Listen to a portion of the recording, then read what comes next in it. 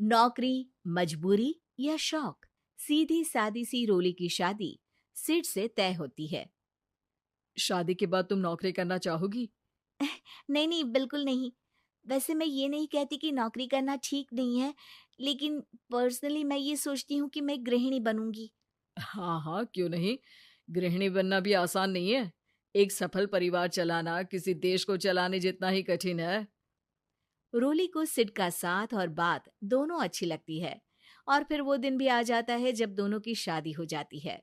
शादी के बाद ये क्या, सारा दिन किचन कपड़े और चार दीवारों के आगे पीछे घूमती रहती है।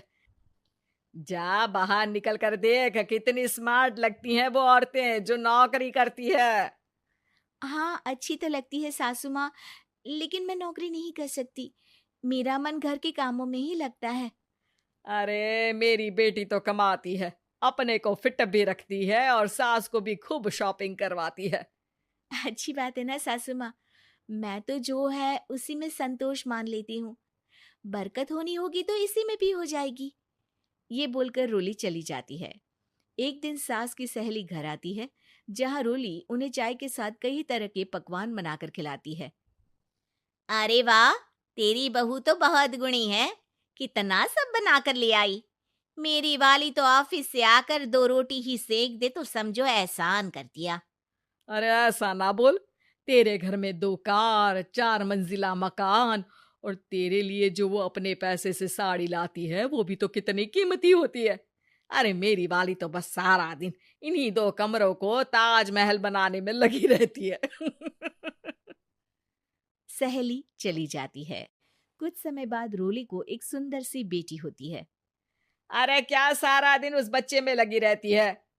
माँ, मुझे ना 1 मिनट भी छोड़ने का मन नहीं करता। देखिए ना, कितनी प्यारी है।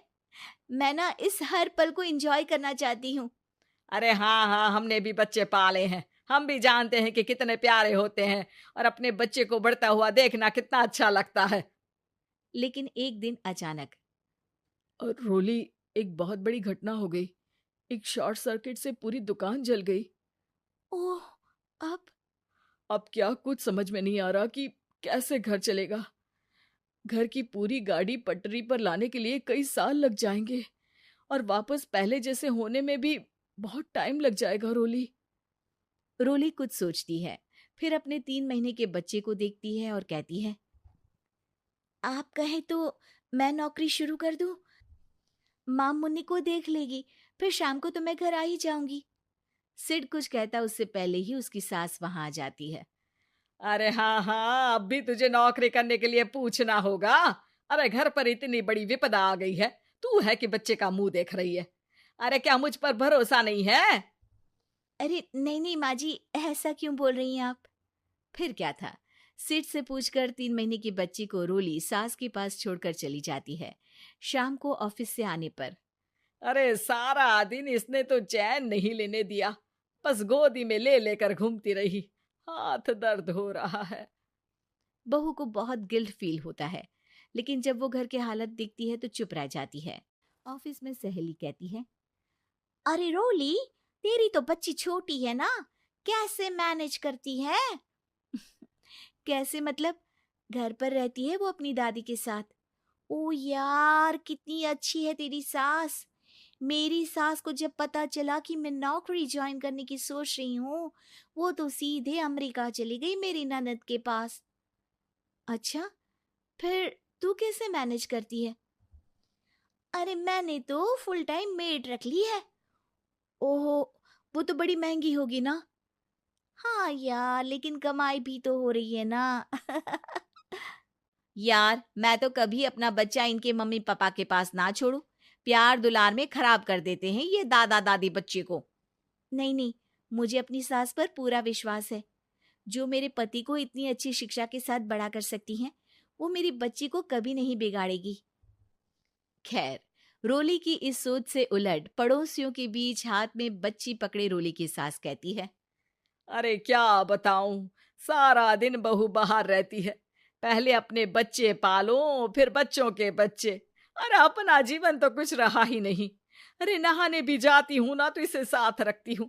कल को कहीं गिर गई या चोट लग गई तो बहू तो हमारी खाल उखाड़ लेगी ना। अरे ऐसा भी क्या डरना बहू से, नौकरी थोड़ी की है उसकी। अब क्या बताऊं, पढ़ी लिखी लड़कियां हैं आजकल की। चलो चलती हूँ, सब्जी बनाने का वक्त हो गया है। बच्चे आएंगे तो खाना तो बना मिले। सास ये बोलकर वहां से चली जाती है कि तभी रोली ऑफिस से घर पहुंचती है। बाहर पड़ोसियों को देखकर, नमस्ते आंटी जी, कैसी हैं आप? अरे बहुत अच्छी हूँ, लेकिन तेरी किस्मत तो सबसे अच्छी है। क्या सास पाई है, मोती दान किए होंगे तूने। तेरा बच्चा भी देखती है, खाना भी बनाती है। बेचारी बहुत काम करती है तेरी सास। हाँ आंटी, सही बोल रही हैं आप। अब ऑफिस भी दूर है तो आने जाने में वक्त चला जाता है। खैर चलती हूँ। हाँ हाँ बेटा जाओ, गर्मा गर्म खाना खाओ। रोली घर आती है, जहां सास एक बार फिर छोटी सी मुन्नी की शरारतें गिनाने में लग जाती है। अरे आज तो इसकी वजह से मुझे 2 बार कपड़े बदलने पड़े। बार बार पानी गिरा दे रही थी। दोपहर में थोड़ा सोचा कि आराम कर लूं तो दूध के लिए रोने लगी। हाय, मैं तो परेशान ही हो गई। रोली को सास की बात अब कुछ अजीब लगती है, पर वो जल्दी से कपड़े बदलकर किचन में जाकर रोटियां बनाने लगती है।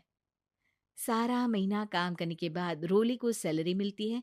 वो पैसे लेकर सीधे सास के पास जाती है। माँ जी, ये मेरी सैलरी। आपने हर कदम में इस घर का साथ दिया। मैं नौकरी करने के पक्ष में नहीं थी। मैं तो अपने बच्ची को बढ़ता देखना चाहती थी। मैं थोड़े में भी खुशी थी। कभी मैंने आपको किचन में पैर नहीं रखने दिया था। घर की मुसीबत नहीं आती तो मैं कभी इन जिम्मेदारियों को आप पर पड़ने नहीं देती। अब सास समझ चुकी थी कि उसकी गलती कहाँ है। हाथ में पैसे देखकर कहती है,